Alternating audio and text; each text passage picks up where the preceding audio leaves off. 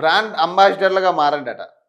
దేశ అభివృద్ధిలో తిరిగి భాగస్వాములు కండట. అమెరికాలో విద్యార్థులకు సీఎం రేవంత్ పిలుపట. హార్వర్డ్‌లో చివరి రోజు బిజీగా గడిపిన సీఎం అట. కృత్రిమ మేధాపై కీలక పాన్యాసం చేయండి.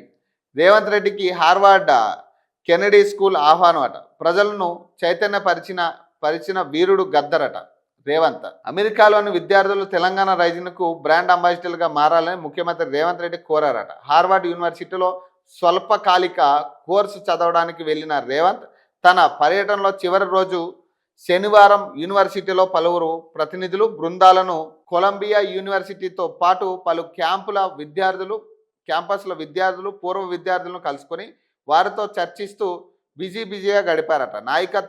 నాయకత్వం, విజయాలు సాధించడం, ఆర్థిక అభివృద్ధి నమూనాలు, అలాగే పర్యావరణ సమస్యలు, రైతులు, మహిళలు, యువతపై దృష్టి సారించిన అంశాలు, సంక్షేమంతో పాటు దర్శకతను వివరించాలని వారు సీఎంను కోరారు.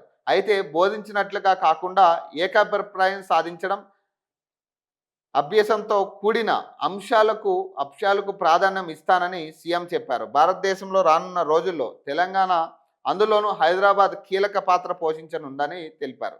భారతదేశ అభివృద్ధిలో తిరిగి భాగస్వాములు కావాలని, తెలంగాణ రైజిన్కు బ్రాండ్ అంబాసిడర్లుగా కావాలని సీఎం సూచించారట. తెలంగాణ రైజింగ్ 2047 అవకాశాలు సృష్టిస్తుందని తెలిపారు. ప్రభావ వర్గాలను ఇందులో భాగస్వాములను చేశామన్నారు. ఇదిలా ఉండగా హార్వర్డ్ యూనివర్సిటీలోని కెనడీ స్కూల్లో కృత్రిమ మేధాపై వచ్చే మార్చిలో జరిగే తొలి విధాన సదస్సులో కీలక ఉపన్యాసం చేయాలంటూ సీఎం రేవంత్ రెడ్డిని ఆ స్కూల్ నిర్వాహకులు కోరారు.